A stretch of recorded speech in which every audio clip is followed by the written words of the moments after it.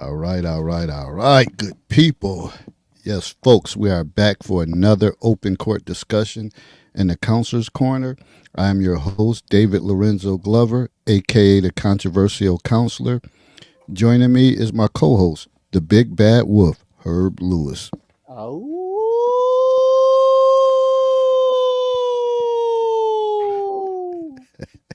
Oh, shit, y'all in trouble tonight. That wolf done ate. Yes, I did. Actually, yes, I did. Right before, right before. As per usual, we will just have to wait and see who will be joining the panel. Recap from this past Monday show. Would you remain with your mate if they became disabled? If you missed the broadcast, go check out the YouTube channel, The Controversial Counselor. We also have short clips from YouTube, Facebook, IG, and TikTok. Now, let's go back to one of my previous topics on Blog Talk Radio for tonight, October 16th, 9 p.m. Is Granny's way always the right way? And many of you ladies have grown up doing things the way you were taught by Mom Dukes or your granny. Whether it's the way you parent your children, prepare and cook certain meals, the way you dress for occasions, and the principles of your relationships. But the way they did things, does that necessarily make it right? Let's discuss the good and bad of family culture that can make or break your current or future relationships. Please like and share our video and tell a friend or family member to subscribe to the YouTube channel, The Controversial Counselor. We're sitting at 752 subs, trying to get to 800. Help me to help you. So here we are tonight, festive night, especially when you got the Cowboys playing the Chargers. You got the major baseball league the Yep. playoffs. What more can you ask for? Especially far as a guy, and that's one thing that ain't gonna change. And guys in their sports. So it's a hype evening. Like I said, so what's good, everybody? We're here back for another one, and we're gonna have to break this down because it's been a lot going on from generation to generation, and oftentimes we ask ourselves, what the hell is going on with this younger generation? What is going on? What has happened? What happened to some of the core values that we were taught? Uh, and I hear it every day from my students, which they would be, what are they? Is they Gen Alphas or Gen Zers? I still get all this stuff I think confused. the alphas, yeah. Yeah, yeah, they're definitely alphas, and that usually is from 2010, I guess, and above. So most of the students, they're like 12 or 13. Prime example. I always like to lead off with one of my middle school madness stories. One of my favorite students came in. She was telling me about her weekend. Well, she's been telling me about this Sweet 16 party that her cousin that she was invited to. And I'm like, well, wait a minute, you're only 13. What you trying to do? And she was like, it's my cousin. And she was telling me all the stuff. She got to get her hair done, her nails done.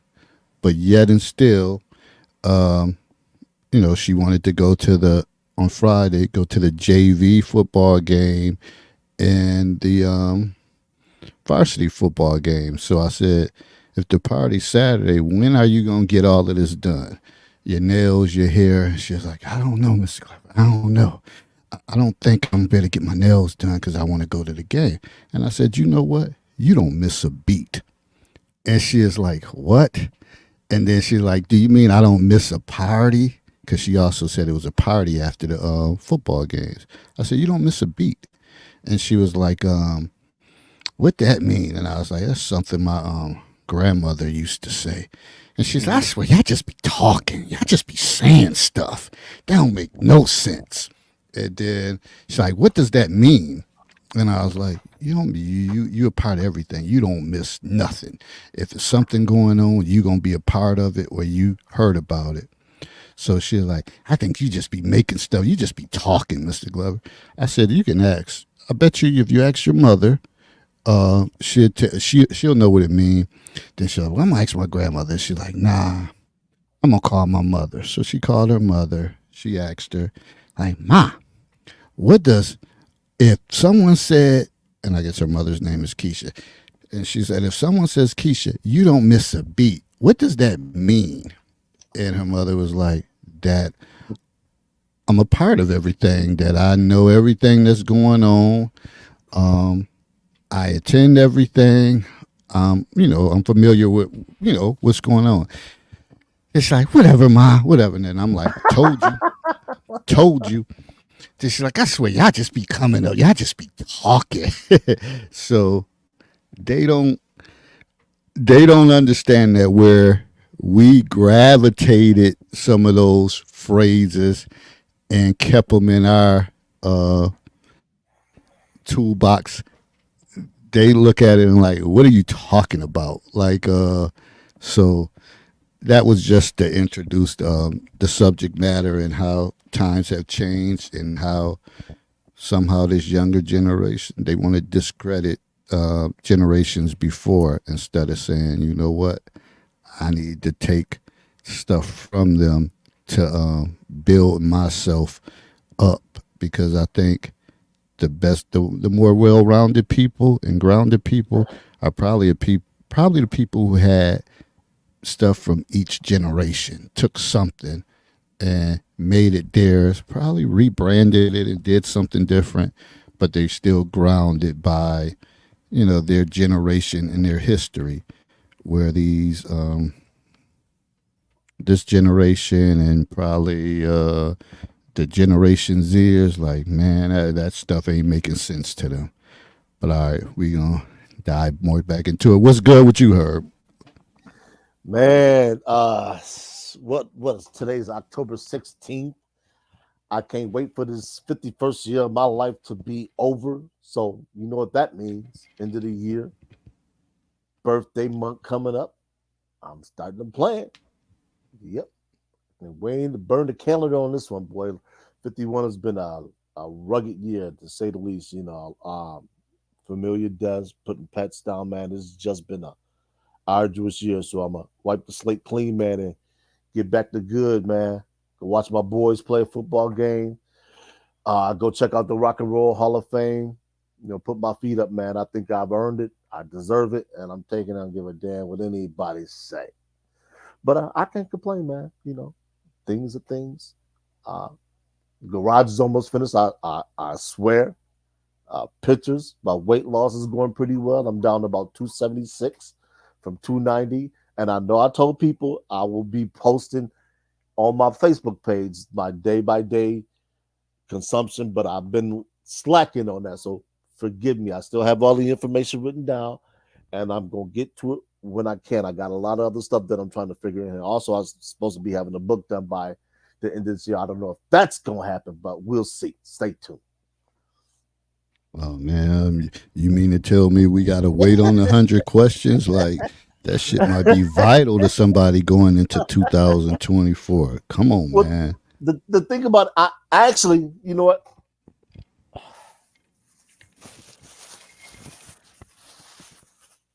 All total right now, I have compiled 375 questions. Hmm. So the 100 questions are there. I just have to work out the format of how I want to do it because for some odd reason I smell a revision of this coming through. So I'm jumping the gun a little bit, but I have the outline written.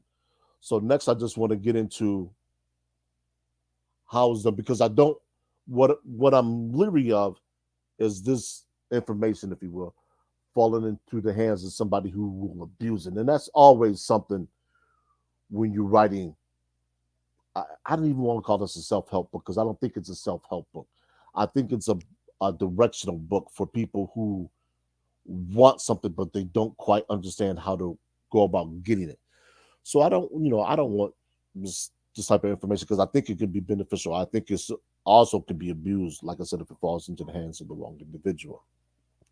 So I Mm. want to make sure I go through that and warn people, don't buy my stuff if you're gonna abuse it, you're gonna mistreat people. That's not what I'm trying to do. That's not what I'm about. I'd rather give it away for free than than have somebody misuse and abuse it. That's just not my thing. Never will be my thing. So that's pretty much the thing that's slowing me down. And I have to go through and make sure that I don't have any questions that are repetitive because I gave the outline to somebody and she was mentioning something like that. And I said, that's done. The redundancy is done for a particular reason because working with the public, I realized even though you might tell somebody something, they don't retain that information. You can show somebody something, they still lost. So in the outline, there's some redundancy and people who buy it and see it, they'll see that. But it'll be in the mind, which is where it needs to be. Because when you're going on dates, I don't expect you to pull out a pamphlet and start writing things down or start reading from a book because then people are gonna be like, "What the hell was wrong with this fool? Are Mm. you like asking me questions from a pamphlet? Like, come on now, where they do that at?" So I want to make sure that people understand that you don't need every question there that I put there. What you can do is tailor it to what you want because there's a lot of questions in there that cover everything from religion to birth control to some of the subjects that we discussed on this particular platform to some of the questions I've taken questions from everywhere. So these are not all the things that I've come up with. There are things that I see daily. There are situations that I see, that merit some attention. There's friends that I've talked to that have had situations. I said, you know what? That's something that in a relationship, if it comes up, what would a person do? So these questions are coming from uh, every sphere of influence that I've been a part of, that we talked about here, that I've seen in life, that I've seen at work.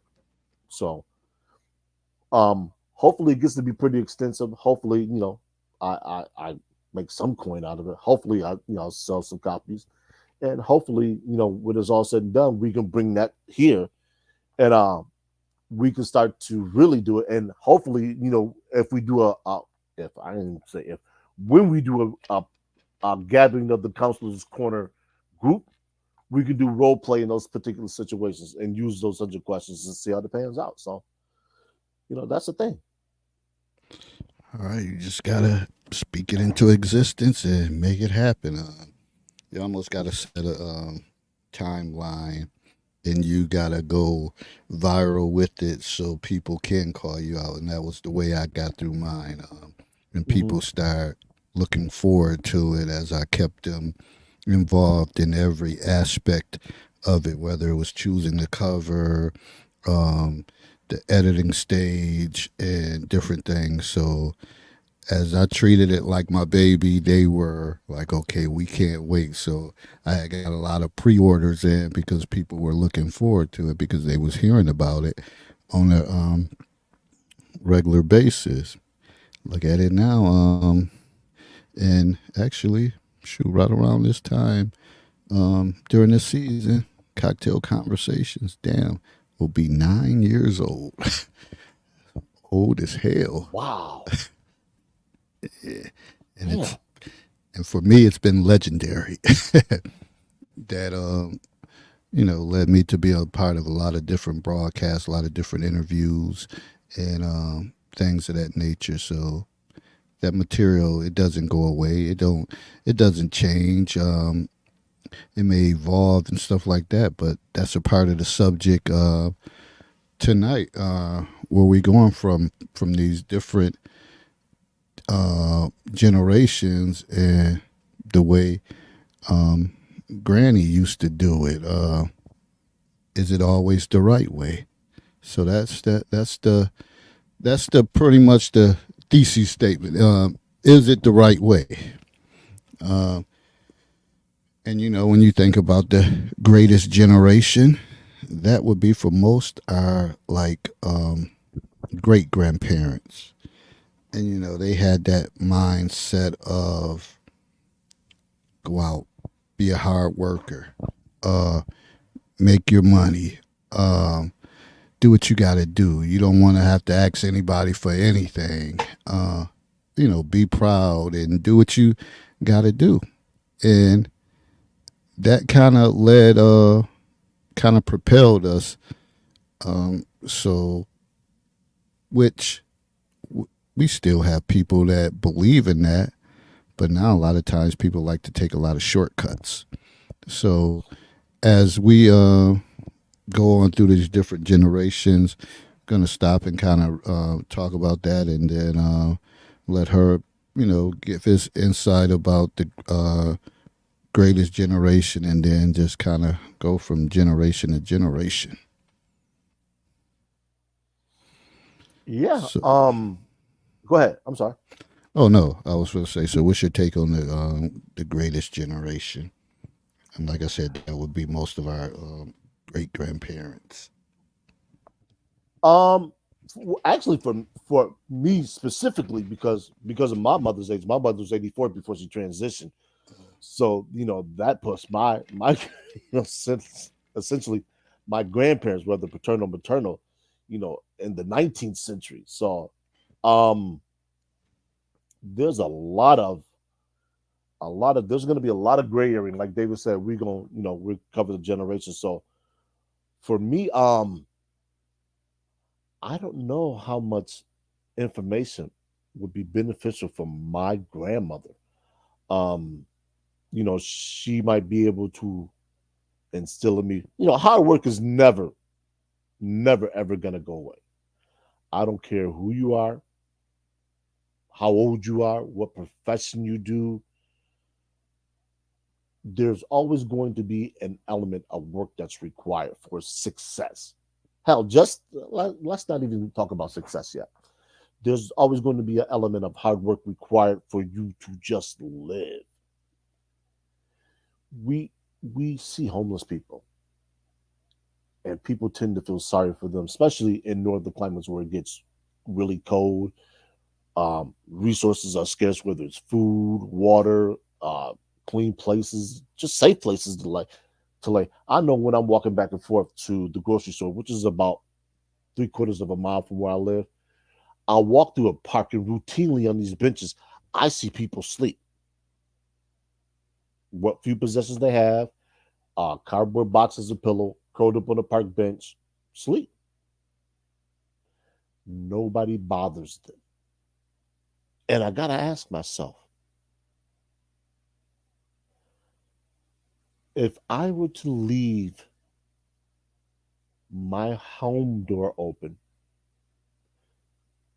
could I feel that free? Could I be that worry free? I don't know. Would I come back home and be robbed? Would I still have my personal possessions? So I don't know. And the reason why I say that is this: living day to day sometimes is going to be the hardest thing that we ever do as people. There's no two ways about it. If you're not making enough money, what do? Go out and get another job. They used to ask, are you living to work or are you working to live? And some people will say, well, what's the difference?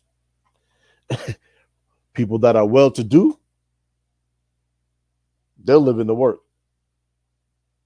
People that are day to day people, paycheck to paycheck like myself, we're working to live. This is why they always tell you, hey, look, take some time off. Go enjoy yourself. Go spend time with your family. Go relax. That's why I'm adamant about Sundays, man. People laugh. I say, look, I don't have any guilty habits. Football is all I do. I don't sell drugs. Don't sell drugs. I don't do drugs. I rarely drink. I'm not out partying like that. So that's my guilty pleasure. That's how I enjoy my life. That's my reward for working hard. So that hard work is always going to be there, because the village that our grandparents had, where something happened to you. We talked about this a couple weeks ago with the what would you do if your mate was disabled? Would you leave? That village no longer exists. So you can't fall on hard times and call somebody and say, "Hey, look, I need a place to stay for a while. Can you help me out?" Mm, sorry, you better go find Melvin and do what Melvin doing. You better go be a homosexual, go couch surf, go lay some pipe for some unsuspecting female until she get tired of you and put you out. It's rugged out here, man. The world has changed. The world that our grandparents, whether they're from the silent generation, the greatest generation, boomers, that world is gone. It's not a fairy tale. It's just it doesn't exist anymore. It's few and far between that you're gonna find somebody that's willing to help you when you down and virtually out. So the thing about it is this: how can your grandmother advise you on things that she's never had to even think about, never considered, never crossed the threshold of her door? And I compiled a list, and I'm gonna read that list to you. Bear with me; it's rather lengthy. Retirement planning. Grandmother didn't have to worry about retirement planning. She had Big Papa doing that. Gender reassignment, in vitro fertilization, vaccines, penicillin. Most likely, when you caught a disease in that day and age, it's bye bye. Solar power, MRIs, computers, digital technology, DVDs, VCR, how to set them, how to work them, web browsing. That in and of itself presents nightmares for a lot of parents. How do you keep your kids safe in the digital age? We know there's child predators. They're trying everything to get at your kids. Hell, some adults aren't safe, and we're talking older adults because there's schemes out here and people looking to defraud senior citizens. So if senior citizens aren't safe, how are they gonna teach a kid to be safe? Cellular technology, birth control didn't exist prior to the 1960s. You didn't want kids, you didn't have sex. That was it. Paternity fraud. Mama said, "Hey, look, take care of that kid. I don't care if it ain't yours. Take care of that kid." Helicopters. People say, "Well, what the hell does a helicopter have to do with anything?" And I'm sure in some areas, I don't know where most people who are listening to this now or the rebroadcast live. In Western New York, we have what's called Mercy Flight. Mercy Flight is a not for profit organization that arrives at trauma accident scenes and medevacs people to most likely ECMC, because ECMC, which stands for Erie County Medical Center, is the only level 1 trauma unit in the area. So, they handle everything from gunshots to knife wounds. Matter of fact, the player that got hurt last night in the Bills game, that's where he was taken to. For the older people who might be Sabre fans, Clint Malarchuk, who caught an ice skate to his neck, severed his carotid artery, that's where he went to. So all those major things of that nature, they end up there. But Mercy Flight is how they get them there. And Mercy Flight cuts out a whole lot of travel time between an accident scene and arrival at that place. So a lot of things our grandparents never had to consider that we do. And it's almost as if we walk around as if these have always been commonplace. I know I go shopping probably now that I'm on my diet about 2 or 3 times a week. I eat out a lot less, and I think that helps with my dining. And the reason why I mention this is because it seems like everything is available to be microwave. We no longer cook. Sunday dinners, that's a rarity. And David and I talked about this before. The family. When does the family get together and sit down and have a discussion? Whether it be about current events, somebody getting married, somebody having a kid, somebody doing poorly academically. They doesn't exist. So who does the cooking in your house? If you have a family, this is the husband, this is the wife, this is the teen kids who are learning to cook, everything's microwave. Pop it in the microwave, eat it, gone. And most of us aren't aware of it. A microwave breaks down all the nutritional value in the food. So all you're getting is empty calories. You're not getting the nutrition and all the stuff that you need to be vital, a viable person. So it's a lot there. And half of these women out here ain't cooking shit. I always say, "Can I get a sandwich? Can I get a sandwich?" And I be called, "Oh, you just greedy. Make your own sandwich." Uh, my grandmother, and that would have been never acceptable. They always made a dollar stretch and always, hey, far as I know, especially living right next door to my well, not my great grandmother. One of the things for my great grandmother that I remember, we whether it was well, as we got older and we start hearing more stories, she wasn't nothing to play around with. They said she was quick to pull out her rifle or gun and Ooh. shoot at people. Um, down south in Alabama, and so we were always like terrified of her. Like when she was around, we was always like on your best behavior because back in those days when they said something they barely opened their mouths and or you don't if you don't sit down and she used to say this phrase and we all try to figure out like what the hell did that mean, and she used to always say that if you wasn't acting right, she was gonna get the butter from the duck. So we always try to figure out like what the hell was she talking about as we got older. And my analogy was, I don't know, I don't know if butter comes from a duck, but all I think about is she gonna whoop that ass pretty good. Something gonna come out of it.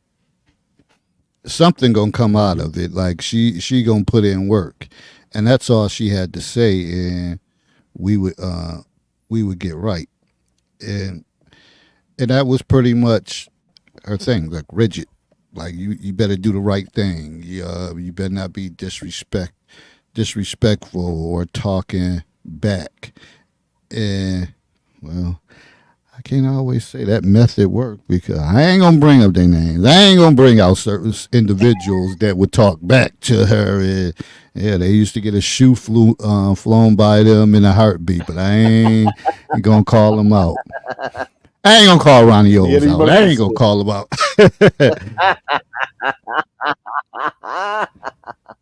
I ain't gonna call Ronnie O's out. But Yeah, that was a skit that Eddie Murphy did. What'd you say?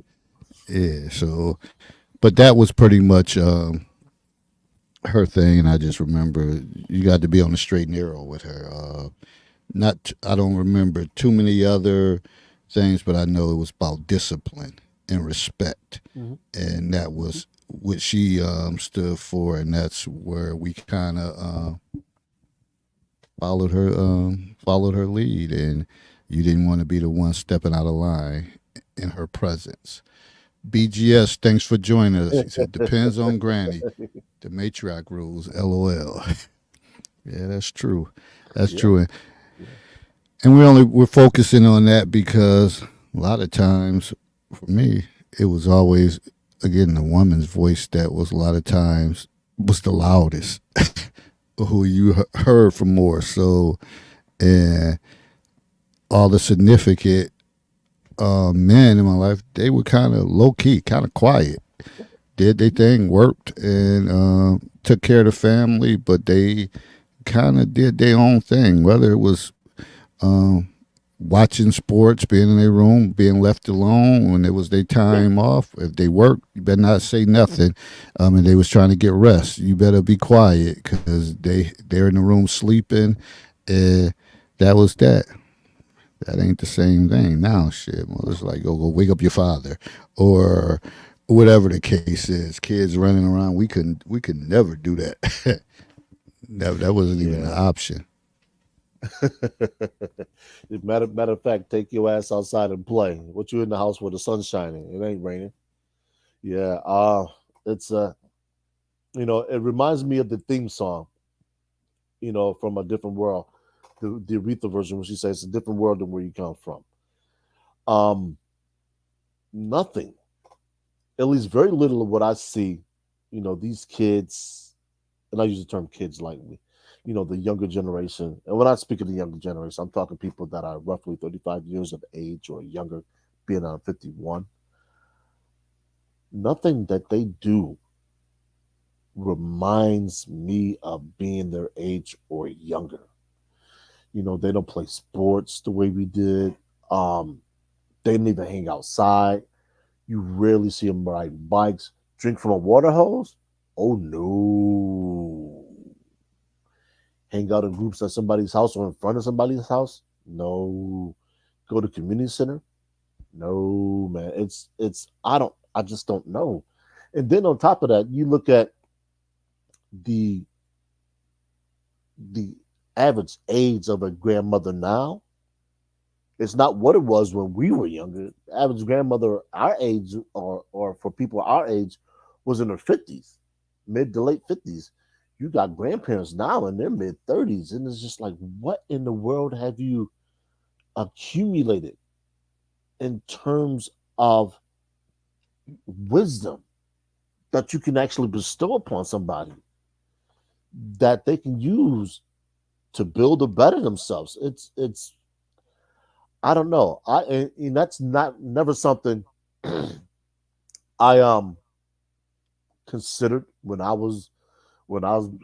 suppose I can say being sexually irresponsible or kind of reckless, if you will. But I've always said that if I produced a child out of wedlock, I would stop dating until that child became at least old enough to take care of themselves or an adult, which for me is at least starts at the age of 18, so between 18 and 21, 22. But I never had to cross that bridge. But it is it's I don't even know if scary is the right term. It's alarming to have to see a lot of these kids who have never been given any direction. They've never had anybody instruct them, and they're just in a sea with no kind of direction, just a raft, no motor, just an oar trying to paddle in a category 5 hurricane. And it's just like, what do I do? And you ask yourself, what did your parents do for you when you were 14, 15, 16, or 17? My parents, my mother anyway, she couldn't do a whole lot.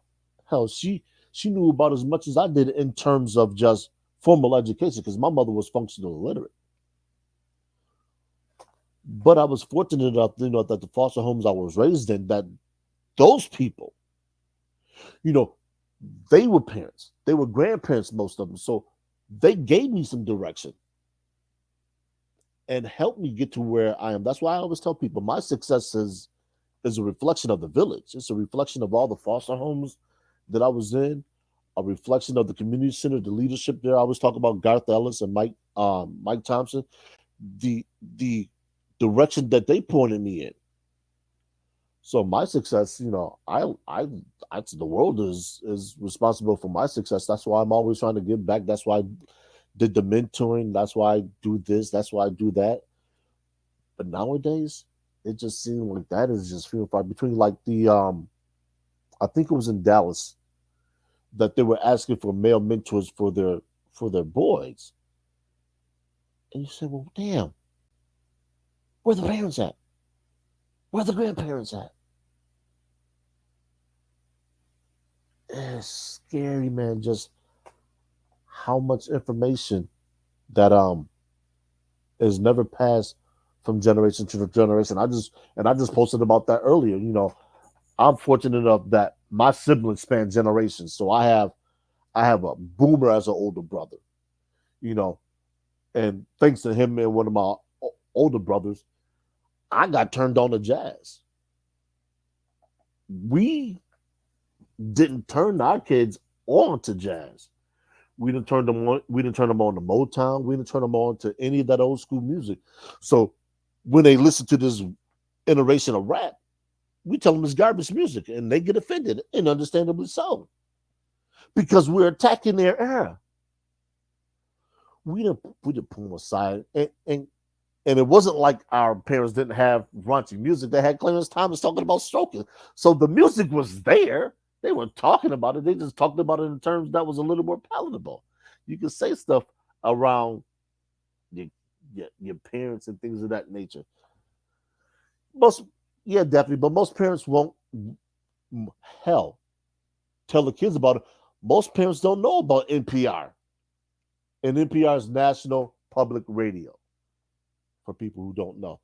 So all this stuff, the parents don't know. They can't tell their kids. What do they tell the kids about college and financing? Should you take out a loan? Should you go to a community school first, get your degree there, get your associates, and then go on to a four-year school where the cost is defrayed? Parents don't know anything about that. The college. Why are you going to college? Just go get you a job at the factory down the street. Factory ain't there no more. That factory is gone. Well, D- that Go ahead. college, that college though probably wasn't pushed until the baby boomers, Mhm. and that would be my mother's age group. That they wanted, I guess they wanted better for their kids. They seen the struggle, and that's what they pushed us towards. And I can remember one of my aunts saying for me, like, she could get me a job in a plant and I would make good money. And my mother was like, he's not about to work in a plant. He's trying to go to college. And so, you look at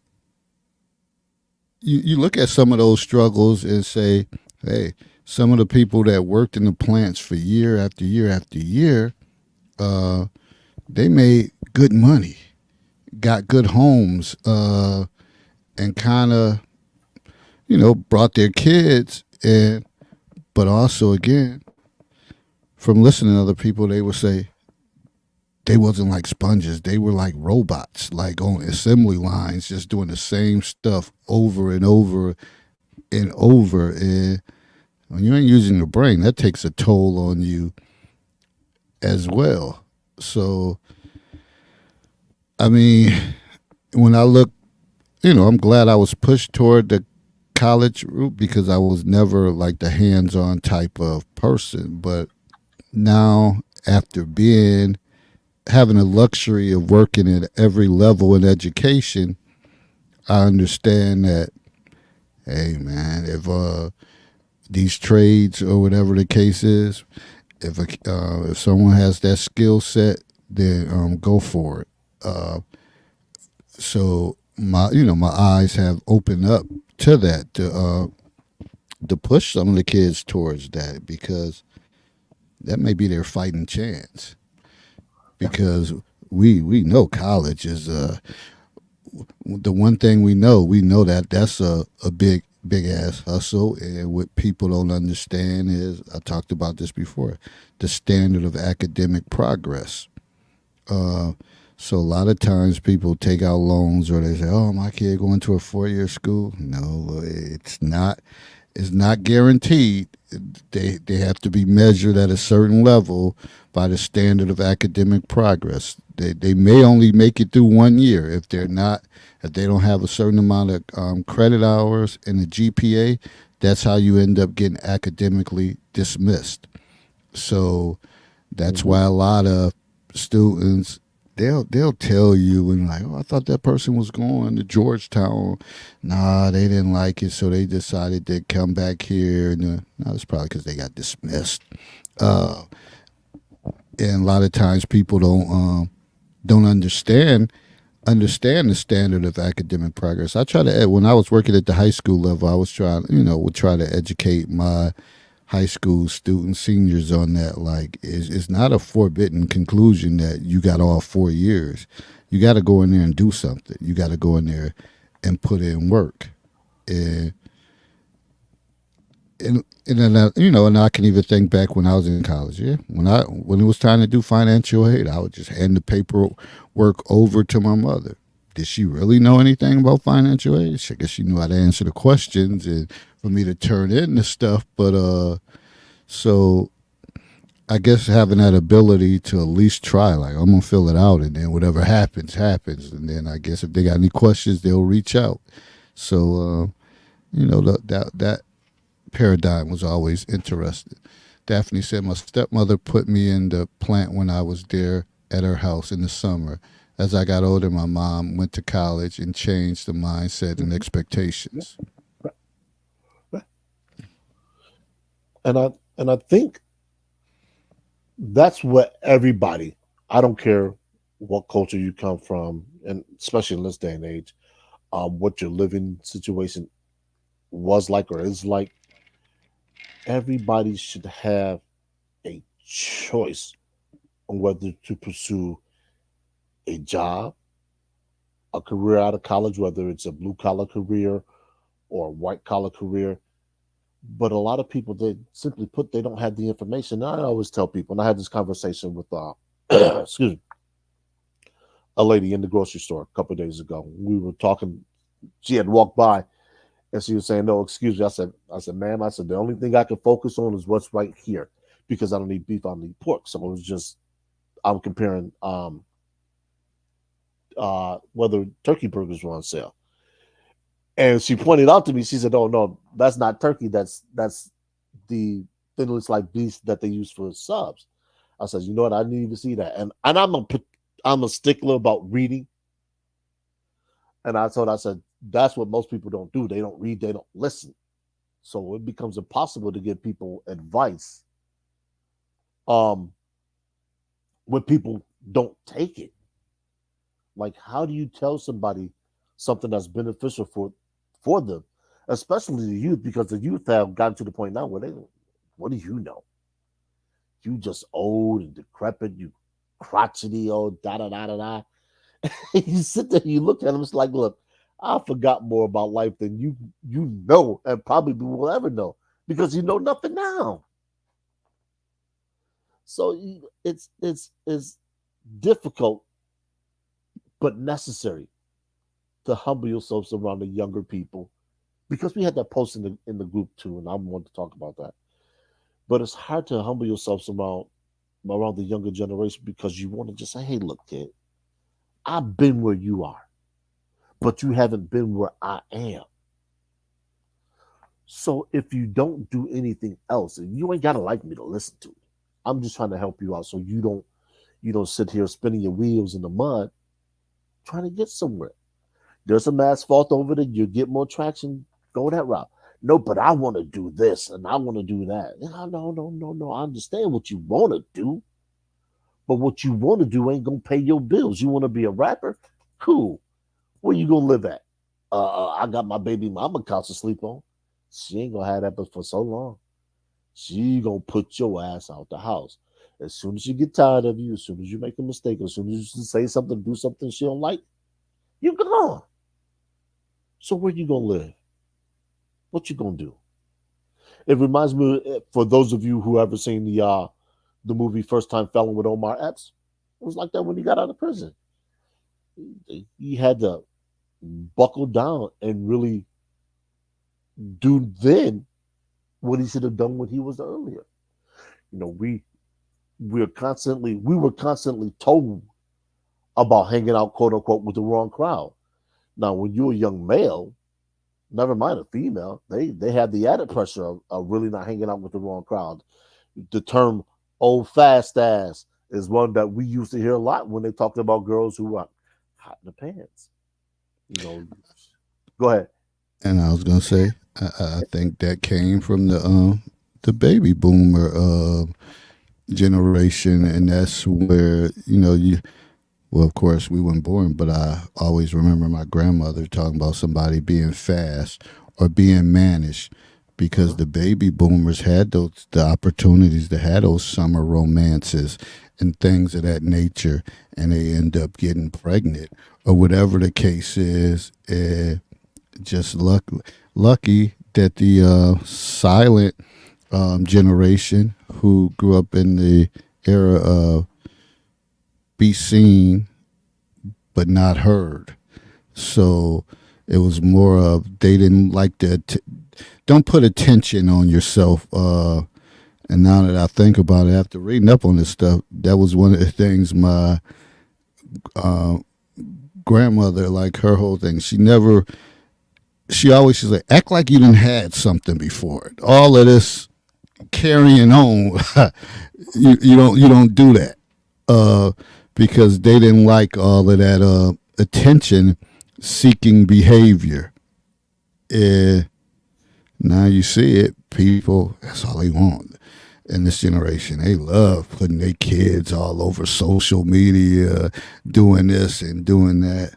But they don't know that it's that sicko driving that white rape van with only the front windows and no other thing, just waiting.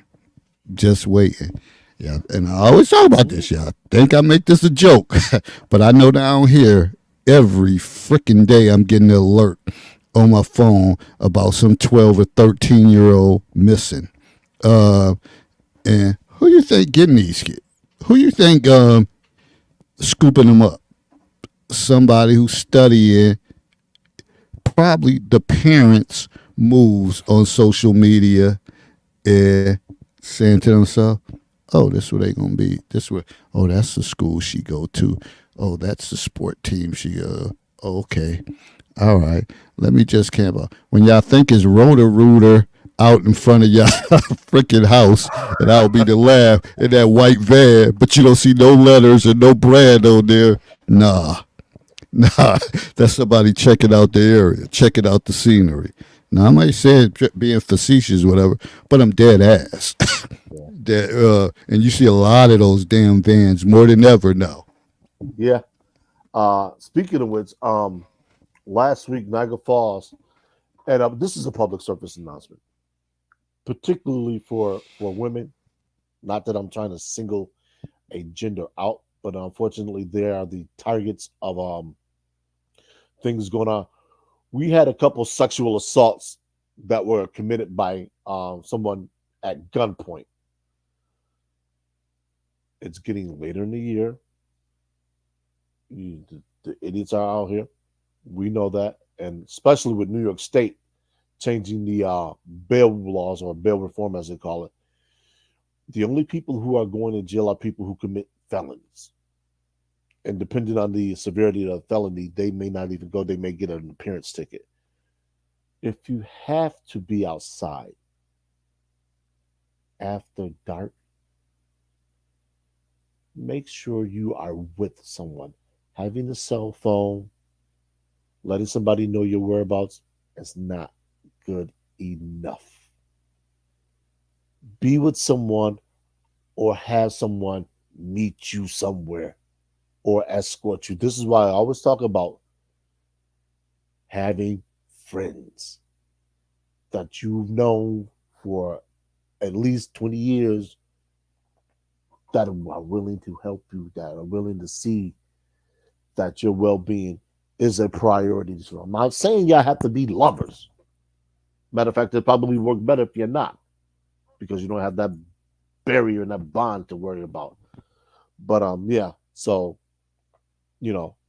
older people, middle-aged people, younger people are all susceptible to being what we call victimized. You become a victim. Don't put yourself in that position. All right. Yeah. Because it's crazy. When I read about that, one happened behind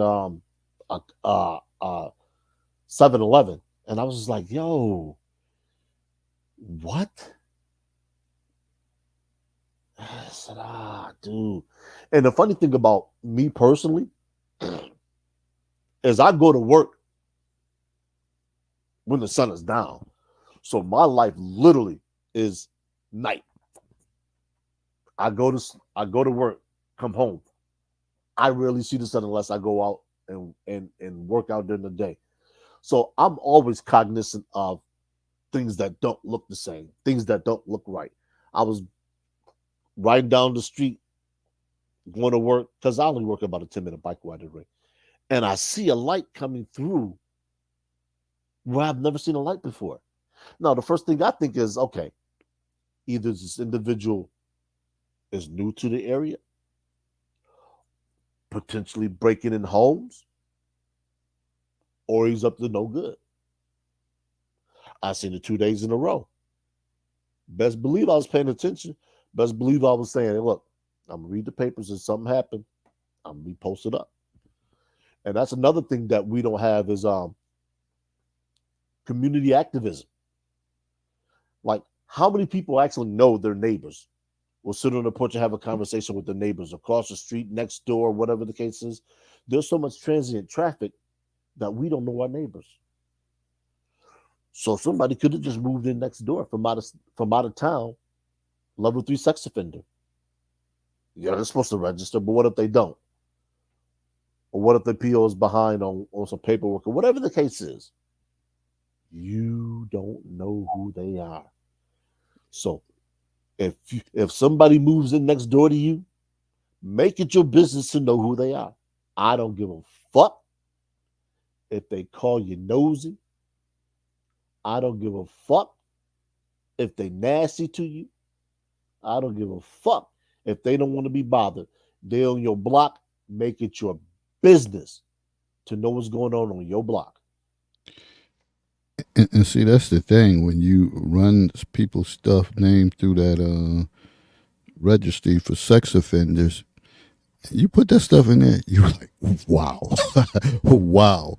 Uh, when you see the people that got charges for that, and part of that ties in, we be all over the place on here, but it's all relevant, is knowing your personnel Mhm. or who you lend your kids, who house they going over, or whatever the case is. Some of y'all just be looking for a break, and y'all preach that to them. I just need a break. I just need a break. Well, can we go spend a night over such and such? Oh, that's the girl that been over here before. Go on, girl. Make sure you pack this and pack that. But you don't know who the fuck be over there, camping out, drinking, or doing whatever. And I could say, for me, I didn't spend the night over too many people's house. I spent the night over my one cousin Ron house, and pretty much that was it. And I don't think I felt comfortable spending the night over someone else's house because that means I didn't have no freedom.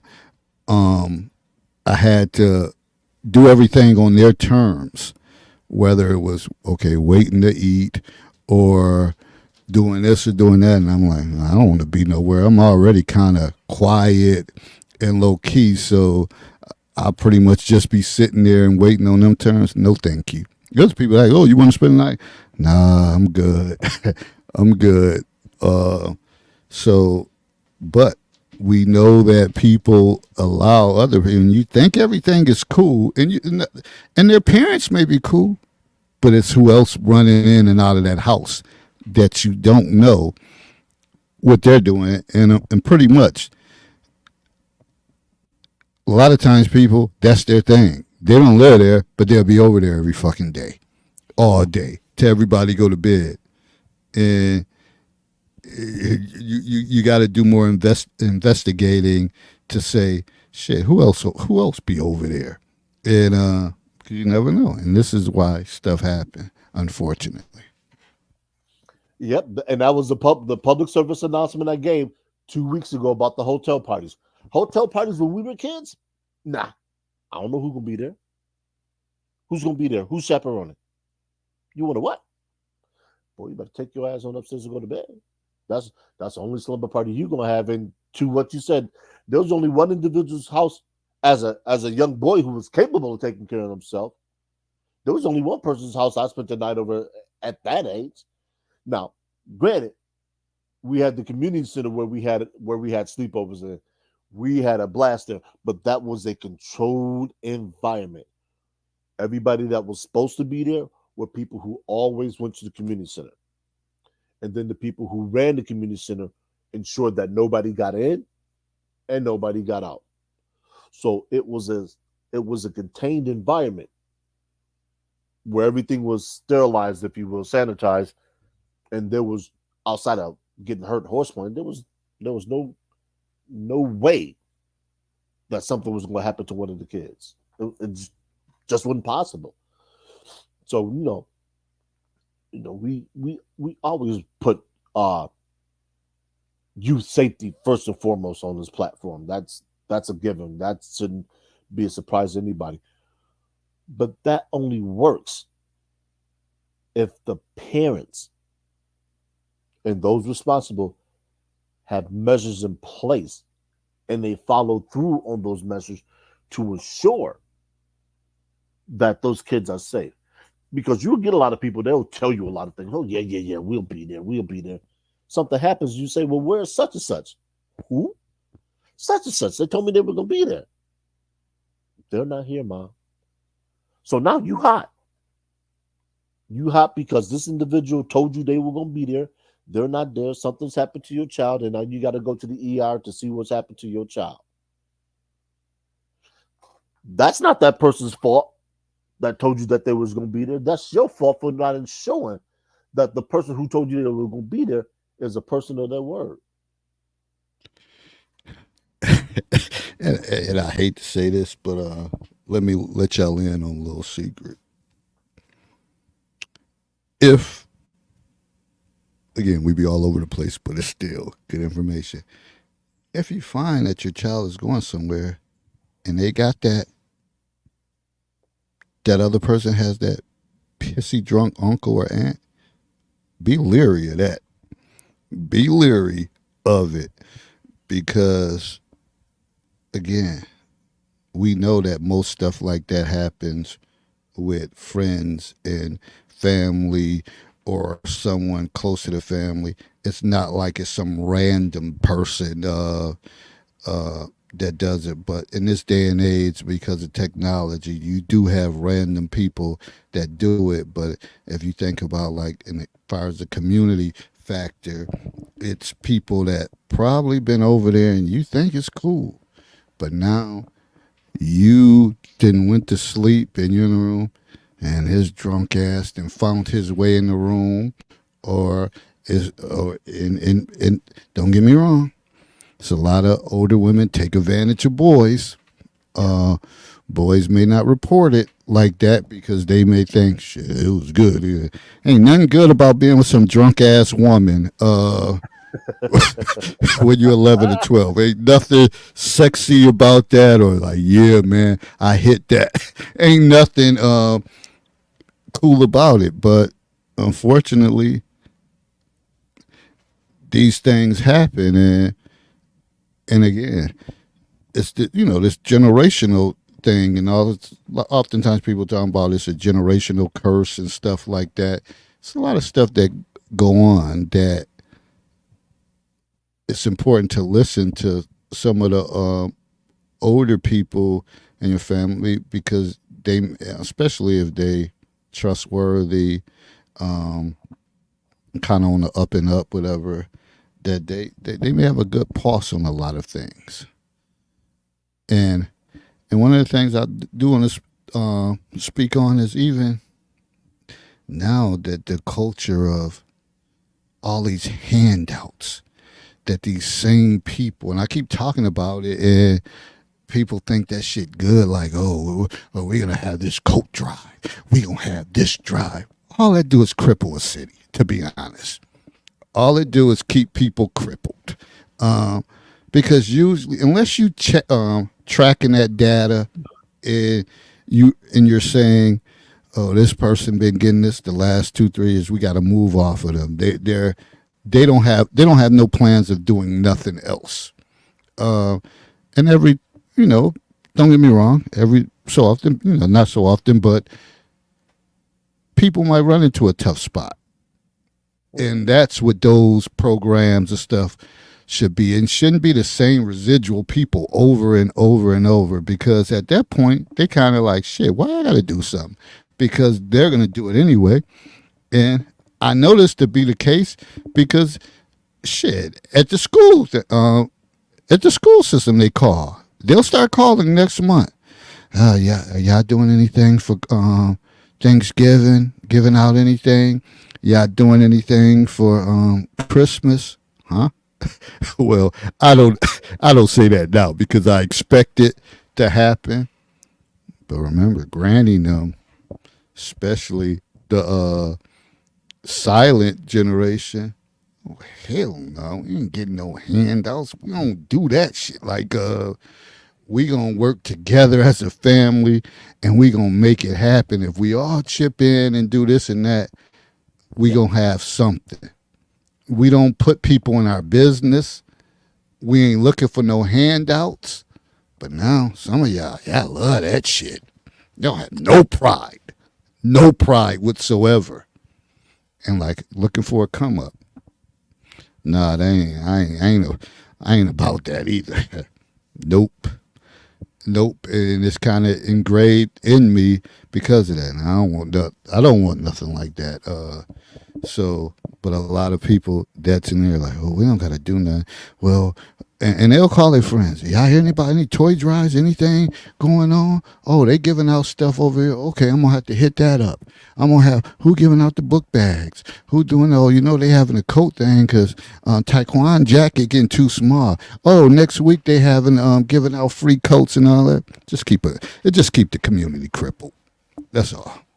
No desire to do anything or to strive. It just keep them crippled. But I know y'all think like you're doing a good deed, but in the bigger picture, it's just it's handicapping. Yeah, Go learn ahead, people, helplessness. be mad, whatever. Guess what? I don't give a fuck. Excuse my language. I don't care. Learned helplessness. Yeah, and because people don't learn to do. I mean, it's not it's not complicated, really. It just isn't. It's pretty straightforward. But I want to go back to something you mentioned earlier about knowing who goes over or knowing who's coming back and forth to a person's house because it could be the drunk uncle, somebody's drunk uncle. In Lewiston, New York, I won't mention any names of any family members. I don't know them personally. Make sure that's there. There was a situation where there was a high school party, underage drinking, and the parents were aware. Now there was an assault that occurred at this house, well-to-do. Lewiston is a well-to-do community, and it involved alcoholics. Like I said, people underage kids. So there's a great deal of truth to what David is saying. No matter the ethnicity of the people involved, the affluence or influence of the people involved, like David is always saying, KYP, know your personnel, know where your kids is going, know who's going to be there, and if you got to do a drop in or a drive by, that's your responsibility as a parent. Do a drop in, do a drive by. If you got to go knock on the door and open the door and walk around and inspect, walk around and inspect. That way, you've done what you're supposed to do as a parent to ensure the safety and well-being of your children. Don't advocate that responsibility to somebody else. And then when it happens, you're talking about, well, why wasn't this? No, why didn't you? Period. So you can see where we're going with this. So it's a lot of it's a lot to this. It's part of why we're in the predicament that sometimes we're in when we don't take heed to what people have said, or furthermore have respect for individuals.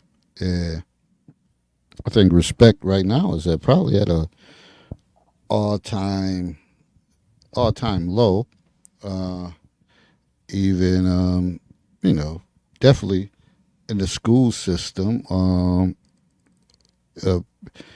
just the way that, you know, the millennials or whatever the case is, may, you know, as as we went from generation to generation, people taught their kids, to speak up for yourself, be your own individual, but they left out components too. Like have respect for elderly. And don't get me wrong, sometimes adults we're dead wrong. We're wrong. And can you be the adult to say, "Yeah, I was wrong on that one. Yeah, you're right. You're right. You got me. I was wrong. My bad." Or whatever the case. Or is it always, "Shit, I'm grown. I do what I want to do." And you hear a lot of that too. And you know you wrong. But you have to have that component. You have to have a balance for these kids. Because, one of the things for me, I said, as I started getting older, I said, certain battles I don't fight. I'm not going to fight when kids are cussing and carrying on, because probably that's part of their routine. I mean, you're just not going to blatantly do it. It's times they might walk him off, and I'm like, holy language. And they're like, oh, my bad, Mr. Glover. Like, dang.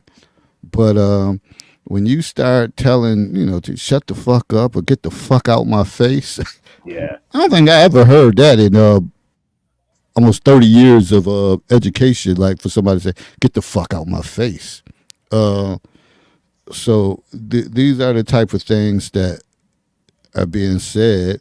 But again, a lot of times when you tell parents that their kids are saying, "Oh no, not little Steven, no, not them, yeah, little Steven." Once you drop him off, or he gets on that bus stop, and he look up and see that blind is closed, his ass a different person.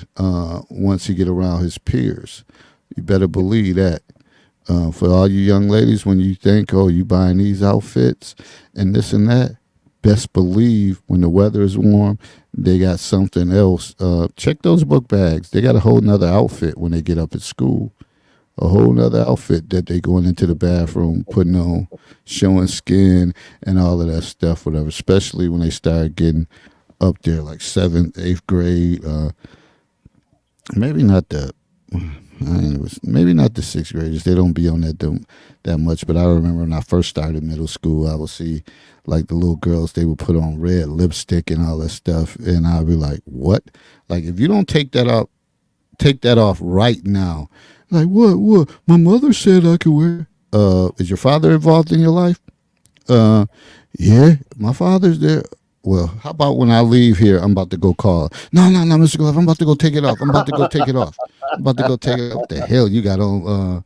It's really not lipstick. It's lip gloss. Like, yeah, I don't know who y'all think I am. Whatever. That shit look like red lipstick. Like, yo, you too young for that shit, man. I just Singing that want, Johnny Gill song, my. and we talked about this stuff before, about the bonding of the mother and the daughters, and even the fathers going to the barber shops with their son, or even if you don't go to a barber shop, going somewhere that someone's cutting their hair and you spending that time. If you're a dad and you're active, whatever, I don't think mom should be up in a barber shop Yeah. like that with guys. I think it's inappropriate. Because barbers say what the hell they want, and they like, "This my establishment," and you the mother, and you're like, and they don't like they hold back. They may say, Right. "Oh my, I'm sorry," whatever, but for the most part, they're like, "Shit, this my establishment," whatever. She go sit in the car or whatever. I'm gonna be comfortable at my spot, whatever. And sometimes that's for the. And I understand if the father's not doing it, you're like, "Well, I gotta do it. Somebody gotta do it." But as far as the girls, and I like to agitate my students. I ain't gonna lie. I like to be controversial, an agitator on different levels. And when they talk about getting their hair done, because again, and I posted pictures last year that they turned my damn office into a damn beauty salon. I still got pressing whatever them like flat irons and all that stuff in mine. They just come in there, plug them up. I'm like, yo, what are y'all doing? Like combs and different stuff. I'm surprised I don't have all the gel and all the stuff lined up. And look at him, I was like,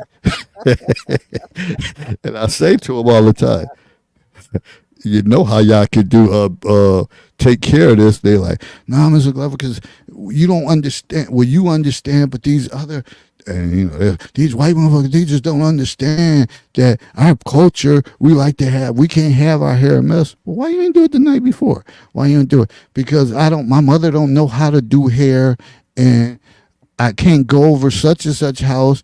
I couldn't make it over there, so now I had to come here and I look a mess. Okay, you got 5 minutes, whatever. But then I say to him, you know how y'all could handle that? What happened to the days when y'all just had ponytails and barrettes and beads and all that? Mr. Glover, you for real? We in middle school, whatever. We not about to wear that stuff. And I said, oh, y'all better go get one of the wigs like everybody else wear. Oh, they get pissed at me. And I'm just messing with them because I hope I wouldn't see them at that age wearing wigs and all that stuff, but I can't say that hasn't been the case, whatever. But some got to get, man. Oh, this was the good old, man. I guess that's an image that I saw. I can't say it was the good old days because I'm sure my sister thought differently when she had to be called in the house while everybody else was playing, and she had to sit between my mother's legs and go through that process for 2-3 hours, whatever. But man, things have changed. The hot cold man, the Blue Magic boy. I mean, but that was the time where mother and daughter bonded. She got information that was pertinent to her upbringing, whether it was about hygiene, whether it was about boys, whether it's about cooking, or that's where the information was passed from generation to generation. Same thing with the boy and his father. Now I know we're talking about grandma. Going out there with your father and help him. Father may have been working on a truck, pulling the brakes, fixing whatever the case was. Give me that wrench. Well, what's a wrench? How do you not know what a wrench is? Boy, that thing right there, go give me that. Boys nowadays, most of them can't tell you the difference between a Phillips screwdriver and a flathead. Can't use a ruler. Can't read a tape measure. All of this stuff plays into what we're talking about. You tell a person, go measure me out a cup of flour. Now, to somebody, that doesn't understand cooking, they might go get a cup of flour, but do you want that flour packed? You want that flour sifted? Yes, I know a little bit about cooking and baking. That's because my mother taught me some things. Mm-hmm.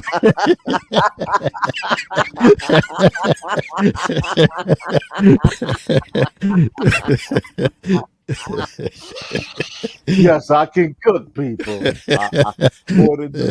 More than just boil some water. You know what? Segue. Let me tell a story real quick. When I went to Buff State, AASO, which stands for African American Student Organization, we had a week that we will call a tribute to the Black woman. And one of the things that we did was all the men cooked for all the women in the organization. Yes, everything that was made by the hands of men. And the women were, not only were they appreciative, they were shocked that we actually could cook. Oh, hold on. So this organization was Carlos the president? Yes, sir. You can ask. The hell he made eggs. That's what he eggs. That's what he made. Eggs. Carlos was always president, so as president, you didn't have to. His job and his duty was to delegate, and that's what he did. But man, ask him about it, man. I segue again. There was so much camaraderie between us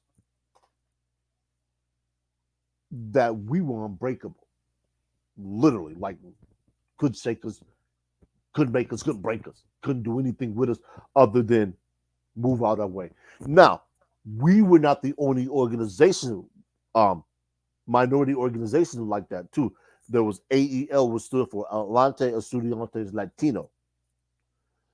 They, in their own right, were just as stalwart as we were, and it was beautiful. It was a beautiful thing to see. You had all these organizations who had their identity in their culture, and they did those things.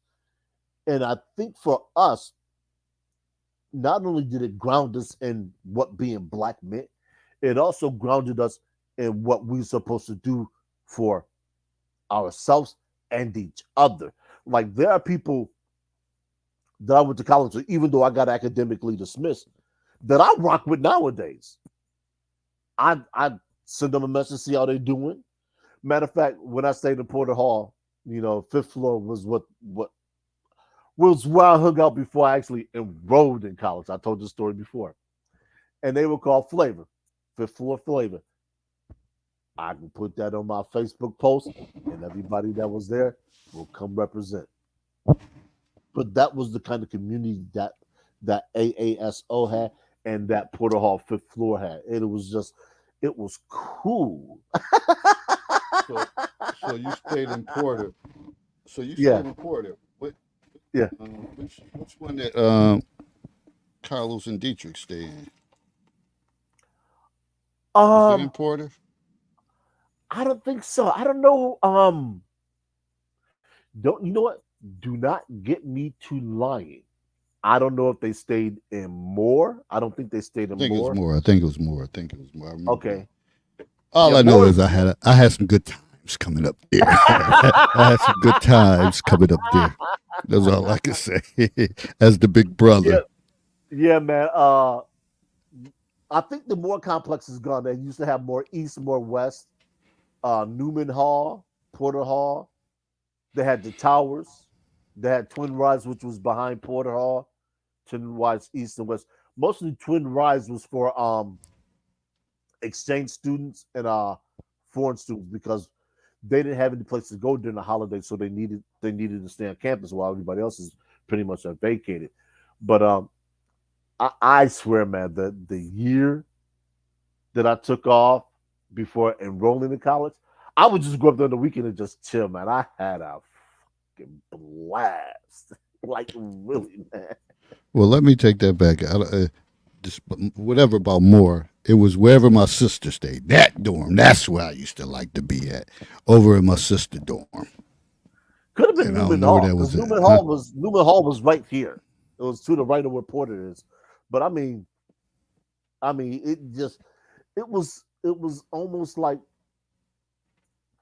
uh it was like it kind of sort of reminds me of the movie Porky's, just without all the raunchiness sometimes. Said But Porky's. just with all the Might as well have said Animal House. well, I have to use Porky's because there were females. Obviously, the funny thing about Porter though was Porter Hall had all female floors, which was Mm. wild as hell. It was just like, wait a minute, how do you have all female floors in a co-ed dorm? But they did, man.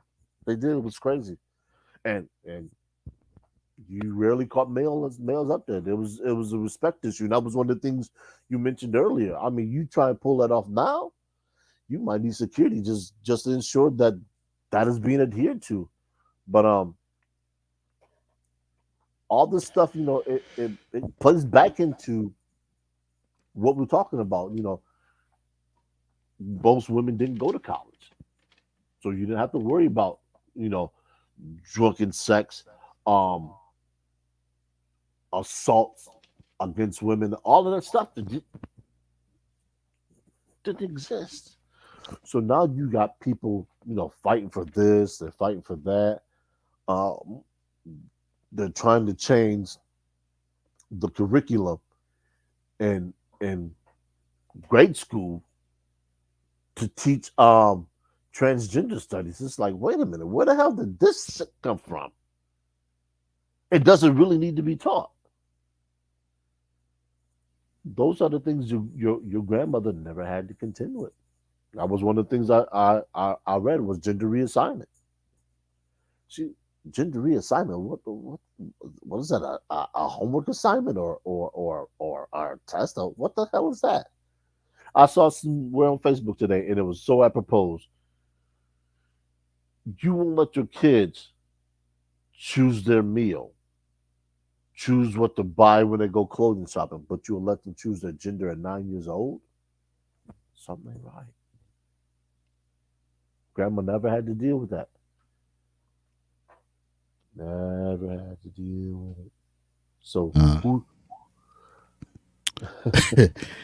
it reminded me of when I was a social worker, and I didn't have kids at the time, but I remember I was dealing with this family, and this guy, he was big black guy, big burly black guy, bald head motherfucker, as the kids say, bald head motherfucker. Uh, and I'm over there trying to tell him, and he had to probably be in his 40s, and I'm like 22, 23, and trying to tell him how to, like, listen, man, listen, pops, you can't be doing all this, you can't be saying all this to this kid. So of course he came up, you know, you got kids? Nah. So how the hell you gonna tell me how to raise mine? Whatever. And and I knew he was right, but I was just trying to do the politically correct thing.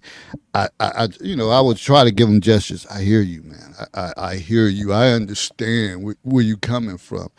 And then I think his son came through because we just had a family meeting because his son had ran away and I was trying to get him back in the household because that was my job as a runaway program social worker. So I had to try to get him back in. And his son came through like sashaying through the room. I don't know what he had on. Like he fucking had on a trench coat with nothing on underneath. I don't know. He had something, but and then the father's like, "See, this the shit right here I'm talking about. Whatever you could take him, wherever y'all came from, you could take his ass right back because he not coming up in my house like that."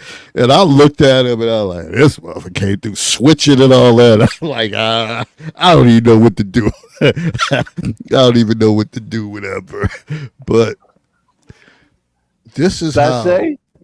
Yeah, Okay. he came dang shaking them hips and shit. I'm like, and the father's like, see, this, he can't do it. He can't, he got to go. He got to go. This is how things have changed. But you still have some men that feel that way. And, and a lot of times you have the moms that be like, and I know if it's your child, you gotta love them regardless, no matter what. But sometimes you might have to be patient with fathers because typically women like that's our child. No Yeah. matter what, you have to love them, and that's always gonna be my kid. And the father may be dealing with deep disappointment as far as that, and it may be something that he may be feeling like, where did I go wrong? Why? Where did I go? And he may be eternally beating himself up inside every day. But, you got to check his temperature as well on that. A lot of y'all just want to get flip at the lip and talk whatever and think like, and never stop and think like, damn, what is dad thinking about? What is my husband thinking about? Uh, got to check on that. Got to check on that because sometimes those little things like that could cause a divide in the family that you really don't want. And he like, yo, my feelings ain't being validated. I got to go. I got to go. And it could be solved or rectified, but you just never know. As a father, you want you want your son to be a man. You feel like you're responsible for giving him those skills and skill set. But so much going on in this day and age, we I guess we used to have control over it, but now kind of lost control. So that's just another Yeah. caveat to throw into all of this. Uh, um, I've never had to deal with that. I know I have members of my family who live an alternative lifestyle, and to protect the innocent, people are having a tough time coming to grips with it. Um, I haven't met this relative. I'm hoping one day that we shall meet. But for me, it doesn't change anything. I always look at situations as, look, I'm dealing with another human. What they do with another individual, so long as they consent, it's none of my goddamn business. It doesn't impact me, doesn't bother me, and I think we have to understand. And it's the old adage, that mom and I'm sure she got it from grandma. And say, hey, look, what goes on in this house stays in this house, and I think a lot more productive things can occur if we adopt a version of that. Now, I'm not saying that if something's happened in the house to a kid or somebody that's detrimental, that somebody's not told. No, I'm not saying that. What I'm saying is that there's something that could potentially be damaging to an individual and nobody's being harmed, discuss that within the confines of the house. So at least when somebody leaves the house, they understand that nobody knows anything about it, so they can be free. And I think that is so underrated. And I talked about the homeless guy and being free. That being free is so underrated and I think underappreciated that we don't really take the time to examine what being free means. Free from guilt, free from persecution, free from somebody doing you wrong, from somebody just dogging you out because they heard something about you that may not even be true. Those things hurt. I don't care who you are. I don't care how much of a stalwart you are, how stoic you are. When somebody spreads malicious lies and gossips and rumors and innuendos, that takes a toll. And just imagine if you're a kid, you you you're trying to make your way through school. You got no one to turn to. Somebody messing with you. Yo, who do you tell? Parents ain't doing nothing. If you're staying with your parents, school officials don't seem to care, or they're not doing what you need to do to have yourself protected or to have the student protected so the student can go to school and learn. Ultimately, that's what it's supposed to be about. And sometimes that just doesn't happen. I'm going to tell you, I've got window stories, and it's just like, how is this occurring? What are school officials doing? And do you realize how much politics and money's involved in certain situations, certain circumstances? It's crazy. See, one of the biggest things I always say, and people quick to throw that out there, I don't care what nobody think about me. I don't care what nobody say about me. I think that's one of the biggest lies and myths um, existed because everybody cares about what someone thinks. You might not care about not every individual. Some people may not have no relevance to you, so you really don't care. But people that's close to you, if you got some type of moral fabric, you care.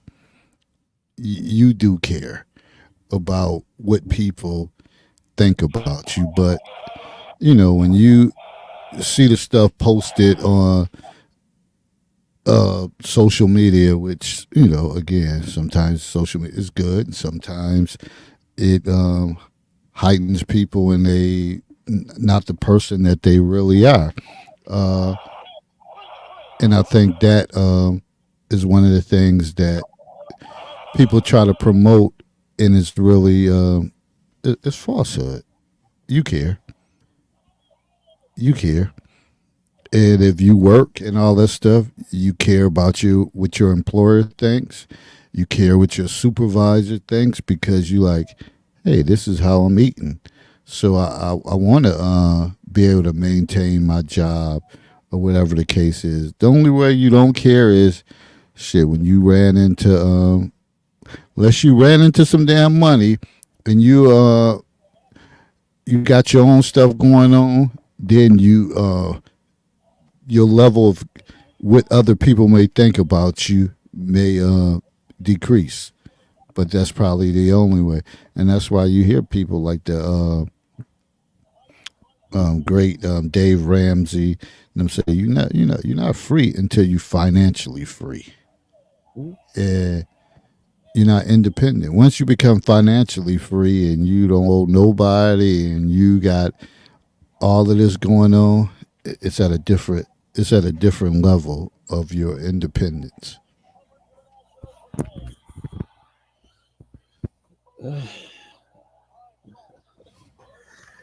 Tangle web out here, man. It is a tangle web. All I can do is tell people to invest in yourself, protect yourself at all means. Just like to tell boxers, okay, protect yourself at all times because you never know where that blow's coming from, and some of them will be knockout shots. That's why I'm so guarded with my personal life. Not that somebody find out something about my personal life is going to be my undoing, but I just don't need everybody in my business. One of the reasons why my Facebook profile is open because there's a public aspect to me, then there's a private aspect to me. The private aspect, only a handful of people are, they're privy to that. Some people don't like it. They think it's being sneaky. I'm like, nah, it's got nothing to do with being sneaky.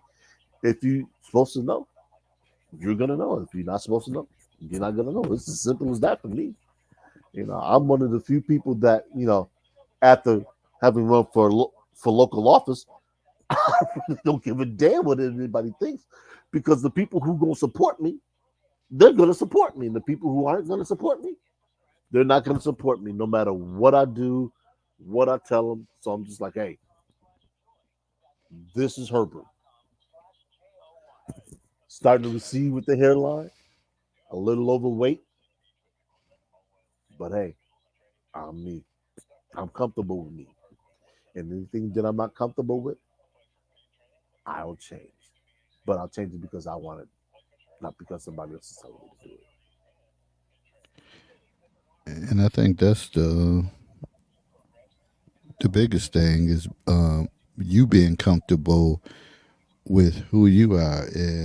And I think as time has evolved from generation to generation, it's some good with each and every one of them. And I know sometimes we try to castrate the younger generation. Oh, some of them, they're doing their thing with their level of independence, their creativity. Uh, some of them are like, they're like geniuses. The things that they know that we don't know. We can't we can't function in a lot of situations, even in home life, with certain things. But when you ask one of them, as far as technology and all of them, they got it. They got it, and they make things much easier for you. So I don't want to make it seem like it's a brawl beat down on the younger generation. They got a skill set that we never had. Uh, but also, I think they need to hone in some of the also the internal grounded type of stuff that we had become better at that. And we're probably going to close this out even when you think about the whole relationship aspect, how it changed from the greatest generation to now and how things are. Where Everybody, again, we talked about want to air out everything, put everything on social media. Now all of a sudden y'all want to feed us on paper plates and shit instead of China. We had that going on for a while years ago. You think you could just give not at a picnic or whatever.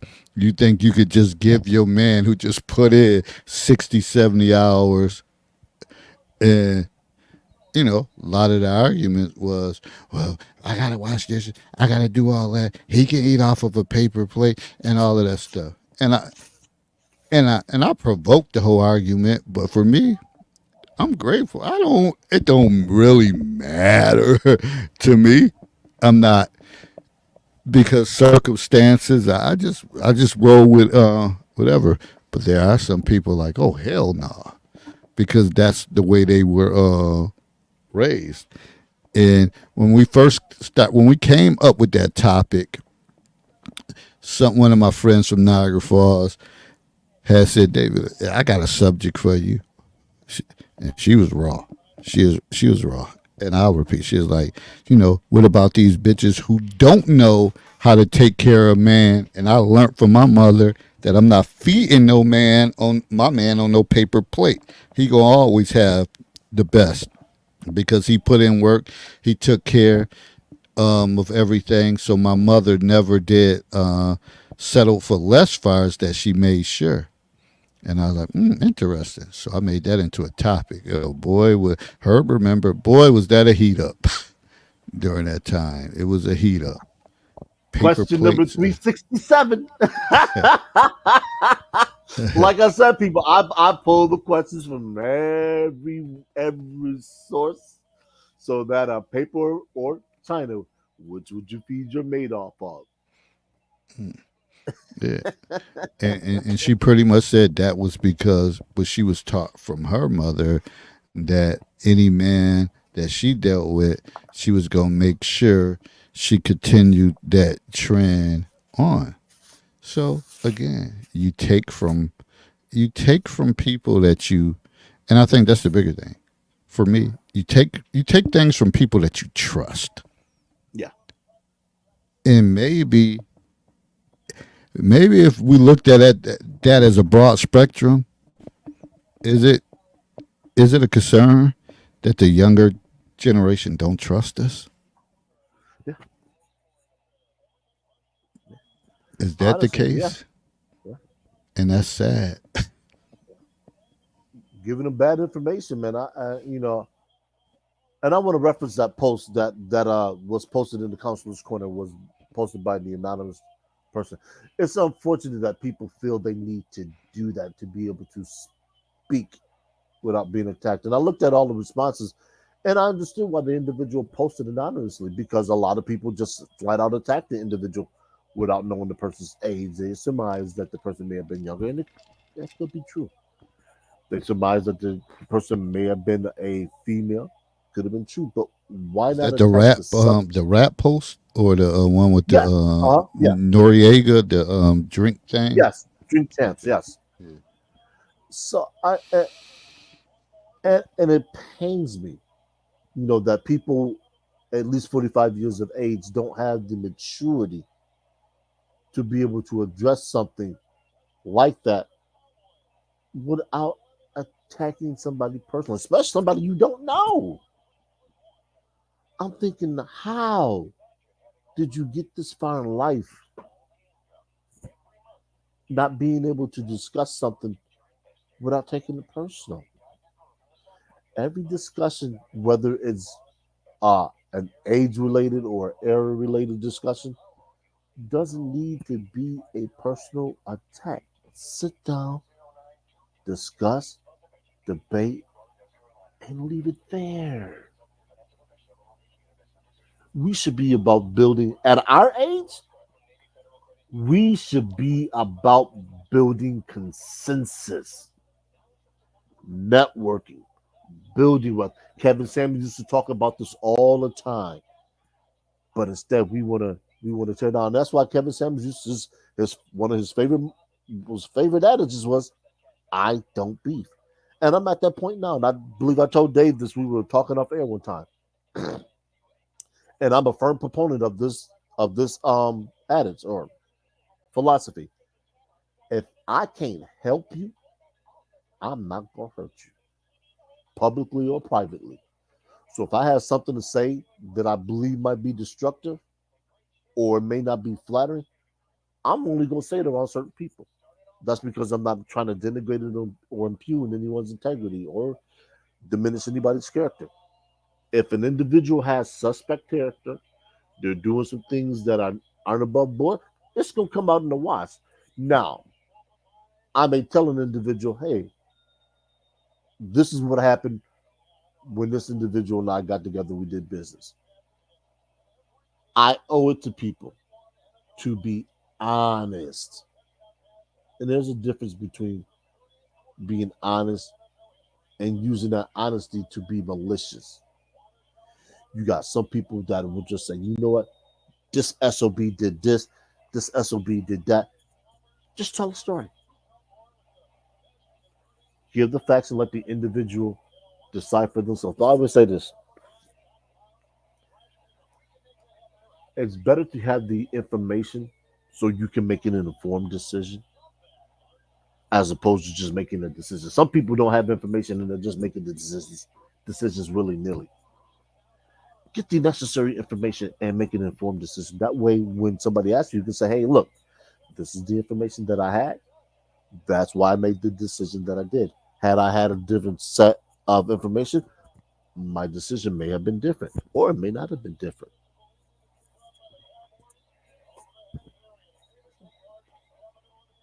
And I know you touched on it earlier, and I would always go by the adage with my grandmother say, and I say it over and over on this show. She said, if somebody can't help you cross that bridge, you go one way and they go the other.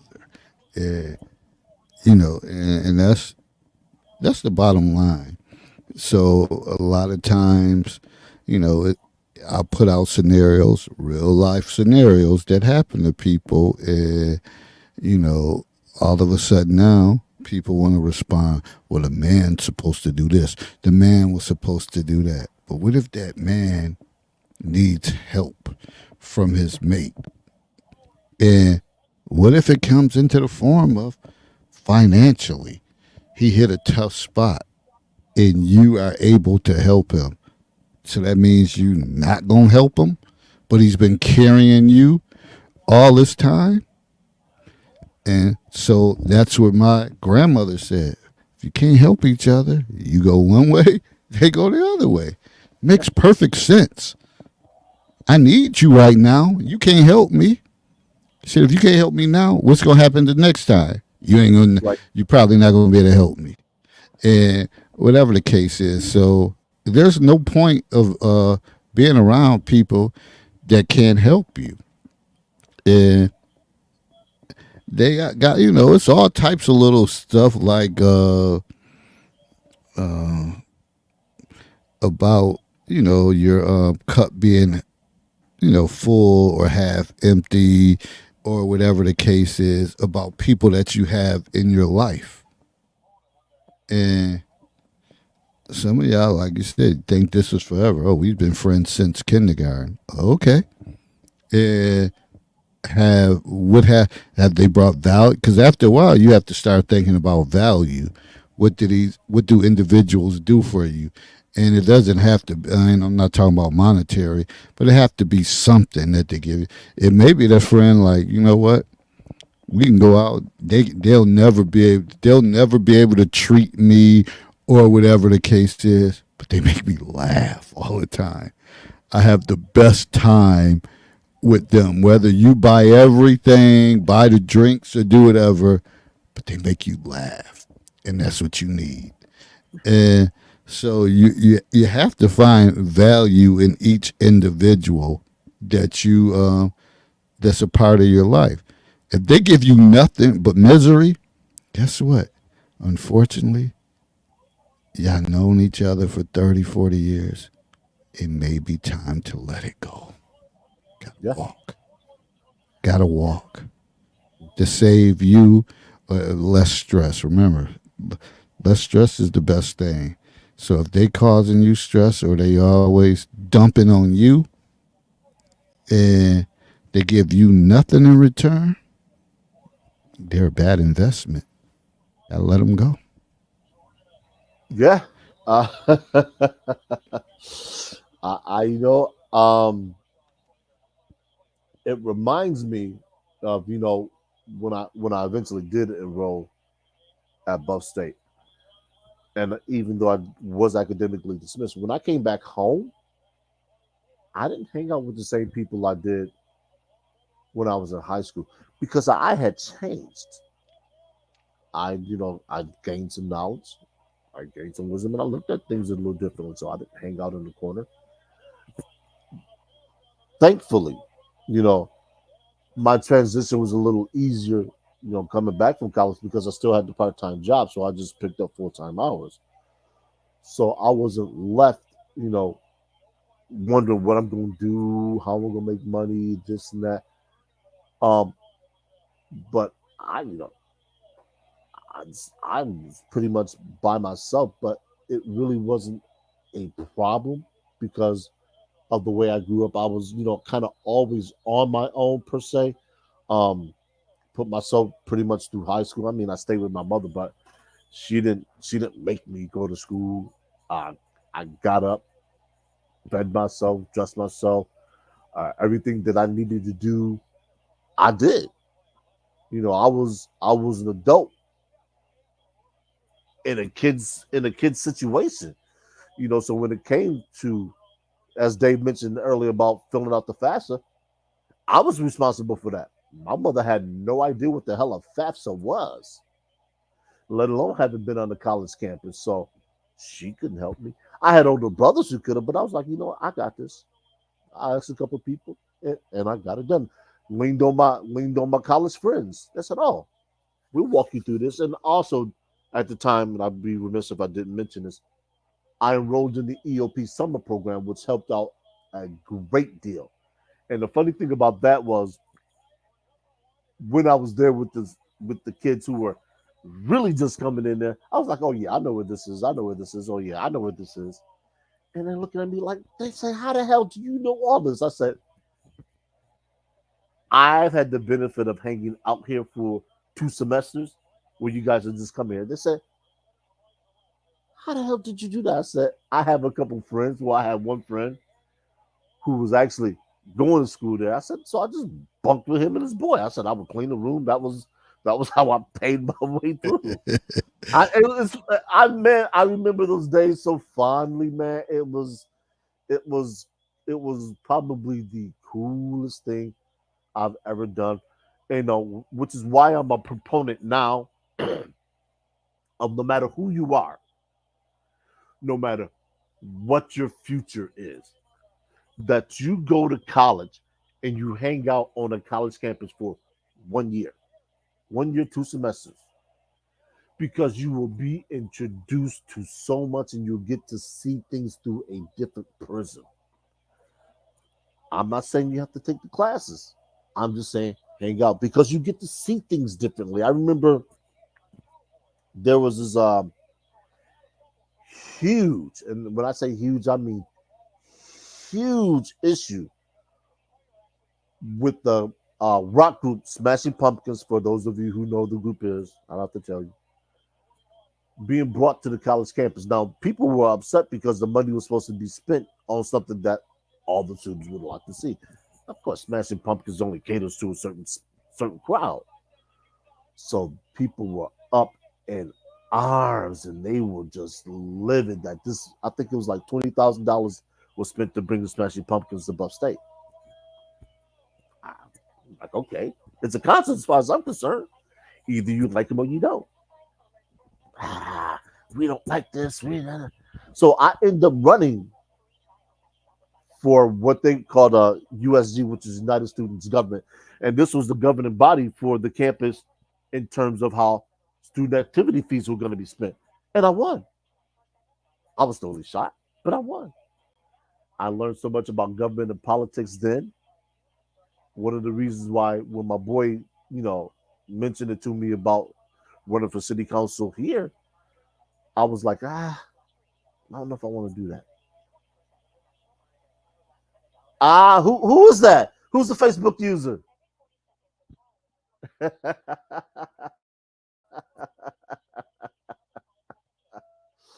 Yeah, they were up in arms, man. I remember that. I was like, damn, yo, they were borderline ready to riot about that. I was like, man, this is just ridiculous. But that gets into politics a little bit. But yeah, I had a blast, man, doing a lot of that stuff, hanging out on campus, just seeing how students live. You know, the the wearing your clothes if they weren't dirty again, trying to scrounge the Lowe's.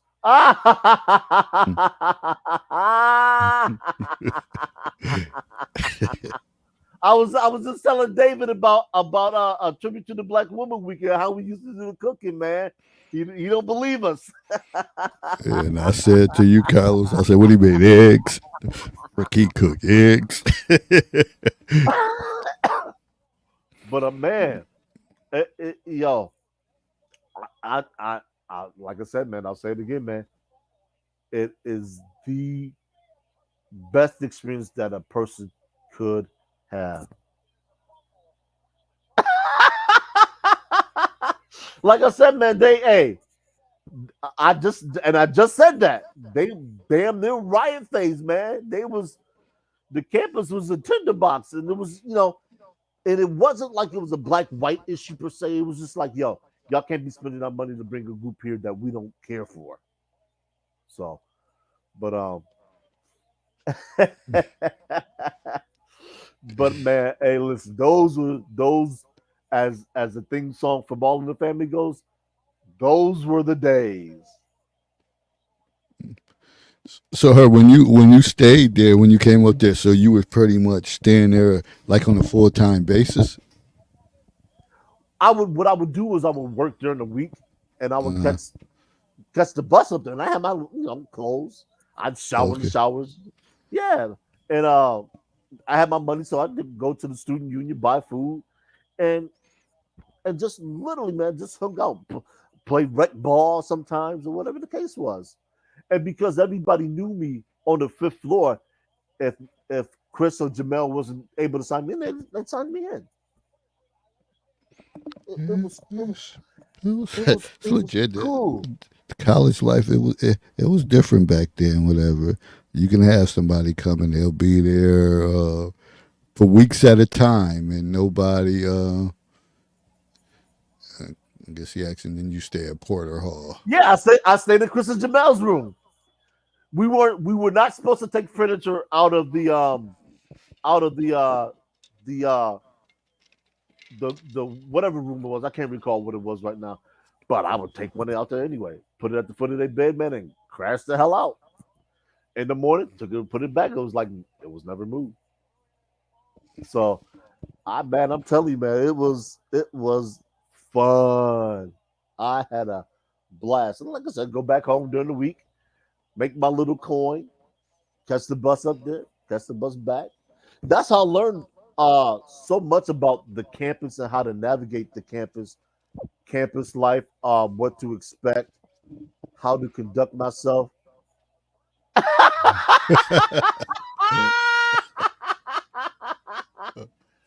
Illegal like a mom.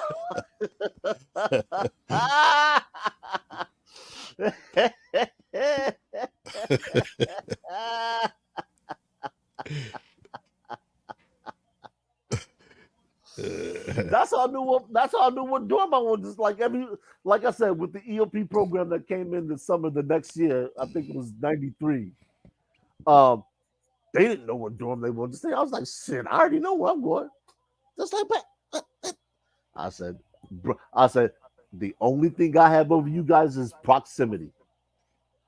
I was able to catch a bus up here, hang out on the weekends, catch a bus back home, go work, make my little dough, pocket some coin, come up here and chill. And I know this question is probably going to come up, and yes, I did hook up with some women while I was back. So uh, we'll just leave that at that. you you better have been up there all. You better have.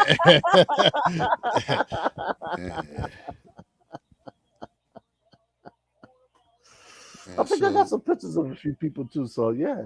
But I mean, but this see, and this people will say, well, what does this have to do with the topic?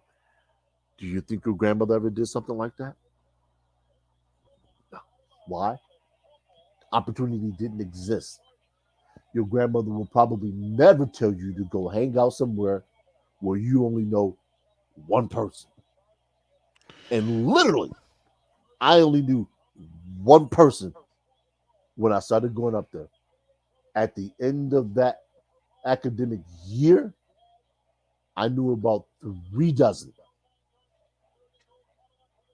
That's the difference between taking a chance, stepping out, doing something different than what your grandmother would have told you to do. Whether you're from a small town, big city, small city, go do something. It might go against what your grandmother tells yeah, I could hear you. my grandmother. I could hear her voice, and her saying, "Let me ask you this: are you supposed to be up there? How many other people up there that don't go there? Don't get yourself in no trouble, whatever. You have money to be up there. How you eating? Don't be taking their meals away. It been a bunch of little stuff, but I could also see that if that's where I really wanted to be, she would have been the one that's funding it. Like, well, let me give you some money to make sure that you have something to eat or whatever the case is. But because again, they were prideful. Uh, they never. I mean, it's the silent generation we're talking about. They never wanted us to look no different than what anybody else. They were competitive too. Uh, they wanted to have with other people. They never wanted to be viewed as kind of weak, uh, seen but not heard. Like we doing okay, we all right. So again, we all can pull from these different generations, but we got to because we looking, we're look, everybody's scratching their head for answers now, and we know where the answers come within. Comes within the unit of the household, and sometimes you just have to come. You have to come together and bring. I don't know. You have to come together, and as far as this community neighborhood thing, they have little block clubs and community meetings and different things like that. I don't know who runs them. I don't know how effective they are, uh, but something has to give. And I don't think any, when you look at school problems, I don't think they'll, and it's sad to say this, I don't think it'll ever change unless the communities change and then the Yeah. homes change. So other than that, yeah, I can keep getting all these. I done said it before, year after year. You could keep getting all these damn grants and all of that, milking it, all this money going toward it. Well, it'll never change unless you get to the root problem, and that's in the community and in the homes. Uh, you can because you only got so much control in the school. The thing about it is, like when kids leave the school, they go back to their normal routines. On the weekends, they have their normal things that they do. So that's just scratching your heads for nothing. And that's and if anybody listening from my school district, so you wonder why I sit back there and be quiet because I like, yeah, I don't got it. Y'all clueless. Yeah. Honestly, they say there's nothing new under the sun, and I believe that. The same way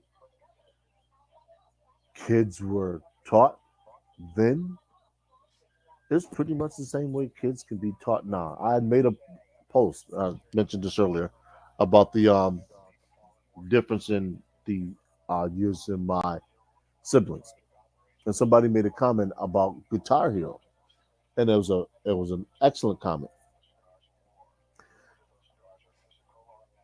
Music,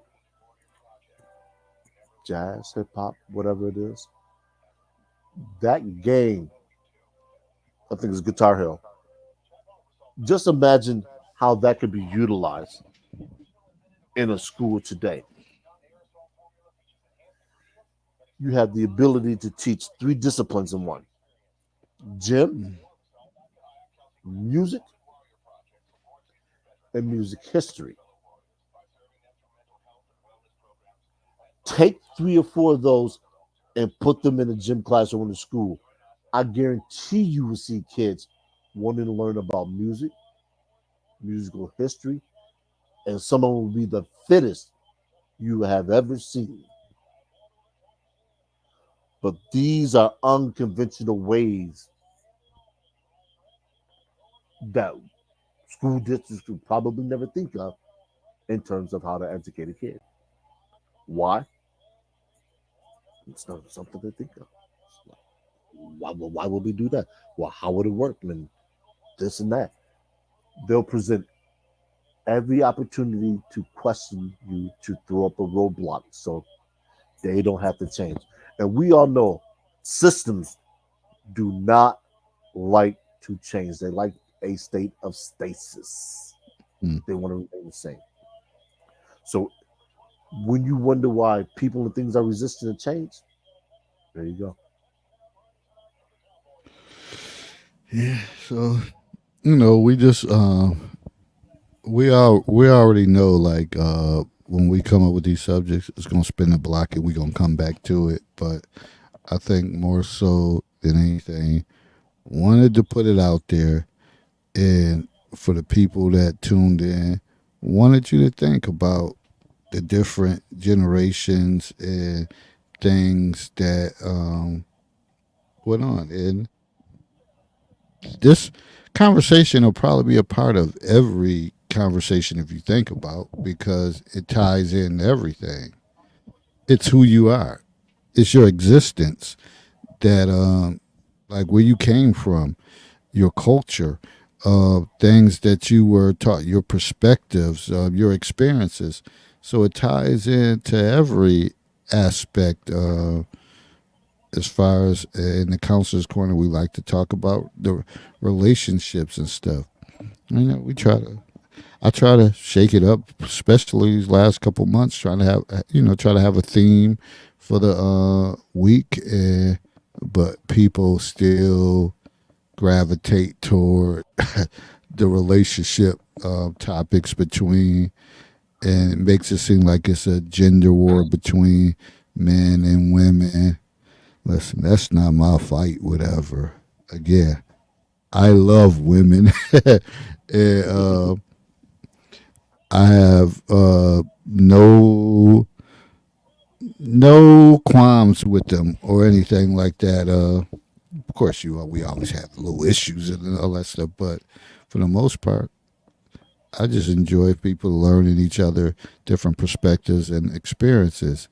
And you're gonna have people that have stuff that's way to the left that you may not like.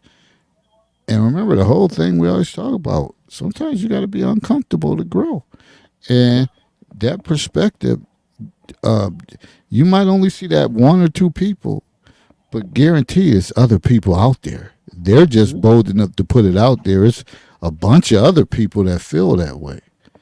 See, a lot of times we think the little bubble that we live in, like that's the end all be all, but it's not. It's people that think differently, and you'll be better served to learn how different multiple of people how they think than to just think about the few people that you know. No, because that's not going to get you anywhere compared to knowing how multiple people think all over. their mindset. So you'll be able to say, yeah, I heard that before. We talked about that because you think about it, I brought it up before. None of y'all knew who Kevin Samuels was. None of y'all knew who the Manosphere was. A lot of y'all didn't. I could say, especially from um, my circle or my people, y'all didn't know. Herb introduced a lot of that here in the Counselor's Corner. And now people are becoming wiser and taking the time to listen and understand, like, damn, I didn't know men thought like that. I didn't know they felt that way. But it's nothing to bash. That is like you're being informed of ways that other people think. Besides your dad, your two brothers, your uncle Leroy, Melvin, cousin James, and all that. It's a whole other world of people or men that think differently than them. Just wake up, people. That's all I got to say. We're not going to belabor this point. We're going to get the hell up out of here. And of course, we are the conversation is going to still flow in the Counselor's Corner. And I'm, going to clip certain parts of this thing. And we're going to keep building. Remember, the theme is, mistrust. Any mistrustful situation doesn't have to deal with relationships. It could be any aspect. It could be at work. It could be something growing up that you felt like you was in a mistrustful situation. Post those conversations. You ain't always got to pull stuff from TikTok and all that. It could be from your own personal experiences that you could post something.